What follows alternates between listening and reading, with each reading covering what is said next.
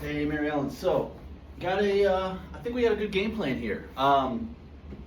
Again, nothing in that shoulder terribly tight, nothing in that shoulder terribly weak. Just a couple muscles that maybe not doing their job all the way. And then that, combined with some rotational overhead work and just a lot of repetition, just created for some minor impingement. Again, this is minor. This is a 2 out of 10 on the shoulder scale. So I'm glad we're catching it when we are, and you should be able to right the ship here quickly and get back to whatever workouts you'd like. Even though I know you're going to be a little bit more, you'll be a little safer here going forward, going to the JCC. So we got 2 strength moves and 2 stretch moves. The strength moves, again, I want very light. I think you only need to do about 1 a day, one set a day, but try to take that set to, I don't want to say failure because that might imply some discomfort, but fatigue. Get those muscles very tired. I want it to be almost exhausted when you're done with the set. So first one's going to be the elbow on the knee, doing rotation work. I want you anywhere between 5 and 8 pounds. You did 8's fine today, but if you have 5's, that's great. Just do more repetitions. Again, it's a slow and steady movement. You want to get your arm, let your arm drop past parallel. Really get a good stretch there. And then the strength part is the returning it back up to the top. So nice and steady. The back of the shoulder is what we're strengthening here. It's one of your rotator cuff muscles in the back. And again, I'm just going to the point where this 5 pounds starts really feeling heavy. And I don't know if I have, maybe 5 more before it gets tired. And I'm just going to assume right there I'm cooked. And that's it for the day.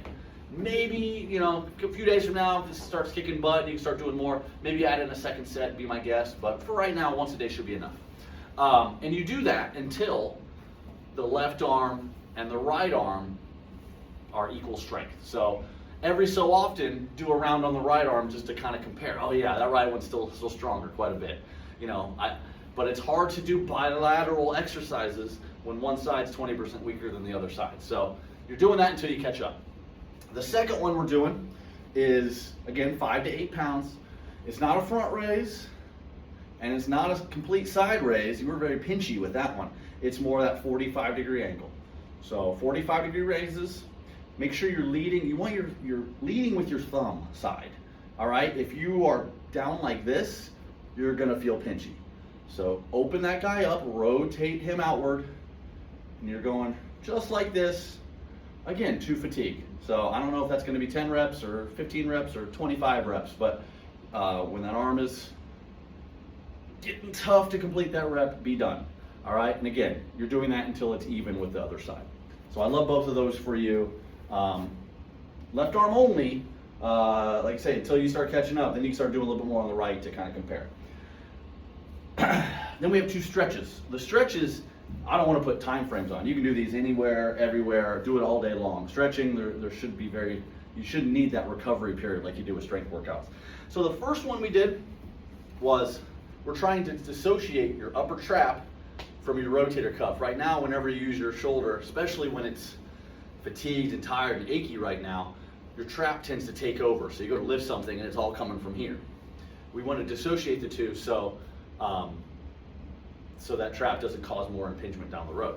So just simply pull this head over, get a good stretch going through the neck and the upper trap, and then with the shoulder, you're just really pushing as much range of motion as you can, trying to really maximize, really stretch, push, pull, and just reps and reps. I don't care how many you do.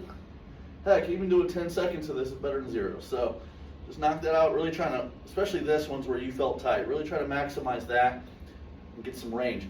When you do it without holding the neck, you can fly, but it shows you how much that tension in the neck really affects that shoulder. So couldn't hurt to do both sides on that one, but we know the left side needs it more. And then the last stretch we did was on a door or a wall, whatever you got. Anytime you walk through a doorway, I'd love to see this one. Again, this is going to be, I'll go ahead and show you with my left side. Left arm at about a 90. Lean down, that's the first part. And then if you got any more gas in the tank, a little bit of turn to the right. But that's just, again, we're trying to really maximize this range of motion. It's the exact opposite of kind of that comfortable sling right position we talked about, right? We're trying to get you up here. It just doesn't come as natural for the left arm. That's pretty common. Your right side, your strong side gets, you know, all the work, puts all the dishes away and does all that reaching. Your left side doesn't quite get that. So that's just there to even you out. I want you to have even rotator cuff strength, even shoulder mobility, and that'll let you get back to your presses. So that's it for the homework. Those 4 moves as often as you can. Once they start catching up and the left is closer to the right, then you have more options when it comes to workouts and going back to heavier weights and doing all those things. When it comes to the workouts, we did make a couple notes.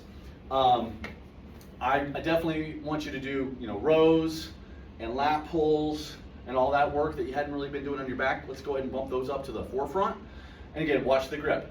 You might get a little pinchy with this overhand grip, and that's really with a lot of things. That could be with some arm work and shoulder work as well. You can't go wrong with a neutral grip, and you definitely can't go wrong with an underhand grip. So with those rows and those lat pulls, you know, coming from down here, maybe start with the underhand grip, at least for now, and I think it'll treat you better. When it comes to, again, we're not doing any overhead work now, but if you and I do not meet again by the time you want to start adding that back in, again, let's avoid the rotation ones. Let's no Arnold presses. Try to say at least a neutral grip, if not a little slightly underhand grip, would be beneficial. And then, you know, like I said, my anecdote is I always like just doing one arm at a time because it lets you kind of, again, reset your posture, lets you really focus on good control and doing one arm at a time that way, as opposed to sometimes doing both gets you a little bit of bad posture. And then keep doing legs, core, arms, chest is fine, push-ups are fine, dips are fine as long as you keep it light and happy. Just pretty much avoiding shoulder work, but definitely overhead shoulder work. But I think you can pretty much work everything else out. Ice if you need it, ice if you're having a sore day, a bad day, but I really think this is mostly mechanical work and just getting the strength back. Getting the strength back will do probably 50% of this recovery. Getting some range of motion and some mobility and keeping that trap from cheating will probably get you another 30% of the way there. And then I think the last 20% is time and then also picking the correct exercises, right? Any day you could do this wrong movement and set you back for 3 weeks. But I think, you know, it sounds like we really know what we're doing there and we're going to avoid that. I'm glad we at least pinpoint what we assume is maybe the culprit here. That's the biggest thing. So you got to get back into it. So I really hope that works well for you. Let me know if one of them or 2 of them don't feel good, and I can send you some adjustments. Other than that, I wish you the best. Keep lifting, keep being strong, and maybe we meet up in a month or so and kind of see how this is going and see if you still need, you know, further rehab work, or if you just go back to doing your old versions. So I love it. I had fun. I hope you did too. We'll talk soon. Bye.